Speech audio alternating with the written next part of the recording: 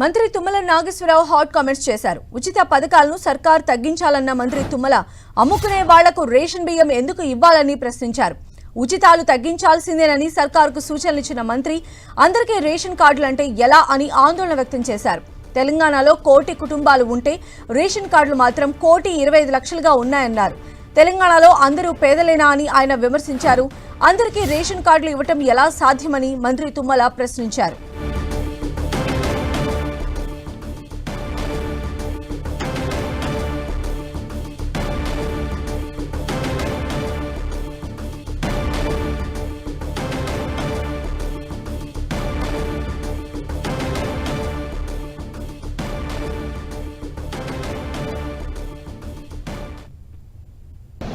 తినడానికి తిండి లేనివాడికి టీవీ ఇవ్వాలి, అమ్ముకున్నోడికి ఇస్తారా మీరు?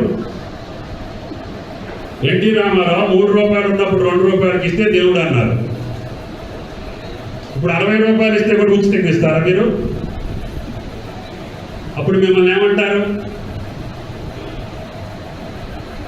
పద్ధతి కాదు కదా.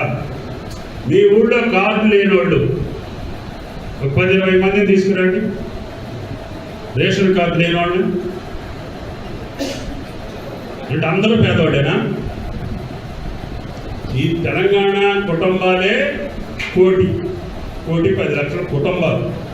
మీ కార్డులు వచ్చి 1,25,00,000. అంటే పక్క రాష్ట్రాల్లో కూడా ఉన్నాయి ఇక్కడ కార్డులు. దానివల్ల ఏంటి?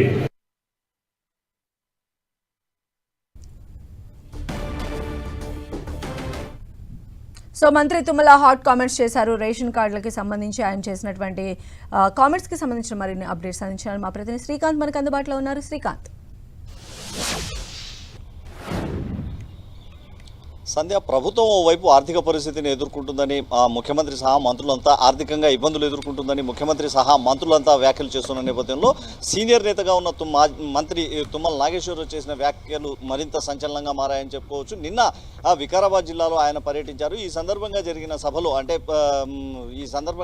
సభలో రాష్ట్రంలో ఆర్థిక పరిస్థితిని వివరిస్తూనే రేషన్ కార్డులపై ఒక ఉదాహరణగా తుమ్మల నాగేశ్వరరావు చెప్పడం జరిగింది. 1 కోటి కుటుంబాలు ఉంటే 1,25,00,000 రేషన్ కార్డులు అవసరమా అంటూ ప్రశ్నించారు. అయితే రాష్ట్రంలో ఉన్న ప్రజలంతా పేదవాళ్లేనా అని ఆశ్చర్యం వ్యక్తం చేశారు. ఈ పరిస్థితుల్లో రాష్ట్ర ప్రభుత్వం అమలు చేస్తున్న పథకాలపై కూడా ఈ ప్రభావం ఏమైనా ఉంటుందా అన్న ఒక చర్చ మాత్రం మొదలైంది. ప్రభుత్వం ఇప్పటికే రైతు భరోసా వంటి పథకాల్లో కోత విధించేందుకు సిద్ధమవుతుందన్న సంకేతాలు ఇస్తుంది. అన్ని ఉచితంగానే ఇస్తే సాధ్యం కాదు, రాష్ట్ర పురోగతి సాధ్యపడదు అన్న అభిప్రాయంతో తుమ్మల నాగేశ్వరరావు ఇలాంటి వ్యాఖ్యలు చేశారని ఒక చర్చ అయితే జరుగుతూ ఉంది. అయితే రాష్ట్ర ప్రభుత్వం ప్రస్తుతం ఉచితంగా మహిళలకు ఉచితంగా బస్సు పథకాన్ని అమలు చేస్తూ ఉంది. అదేవిధంగా రైతు భరోసా కింద వ్యవసాయం చేసే రైతుల కోసం ఆర్థిక సహాయాన్ని అందజేస్తూ ఉంది.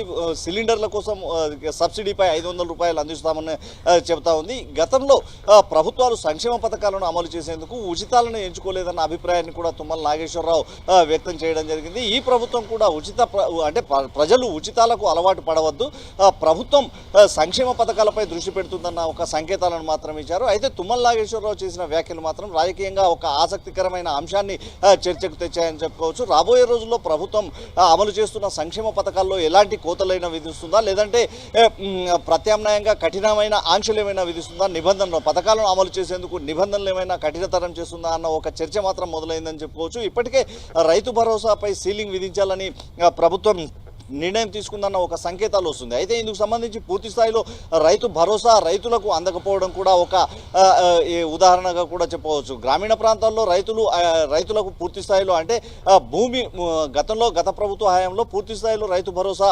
రైతులకు అందేది. ప్రస్తుత ప్రభుత్వ హయాంలో మాత్రం రైతు భరోసా పూర్తి స్థాయిలో రైతులకు అందడం లేదు. ఈ ప్రభుత్వం అంటే కాంగ్రెస్ ప్రభుత్వం రైతు భరోసా దుర్వినియోగం అవుతుందని వ్యవసాయం చేసే రైతులకే రైతు భరోసా వర్తింపచేస్తామన్న ప్రకటన చేస్తూ ఉంది. తుమ్మల నాగేశ్వరరావు చేసిన వ్యాఖ్యలతో రైతు భరోసాపై కూడా ఈ ప్రభావం ఉంటుందన్న ఒక సంకేతాలనే మనం చెప్పుకోవచ్చు. రాష్ట్ర ఆర్థిక పరిస్థితుల నేపథ్యంలో ఉచిత పథకాలను ప్రజలు పెద్దగా ఆశించరాదు, ఉచిత పథకాలపై ఆశలు పెట్టుకోరాదన్న ఒక సంకేతాలు మాత్రం తుమ్మల నాగేశ్వరరావు స్పష్టంగా ఇచ్చారు. సంధ్య.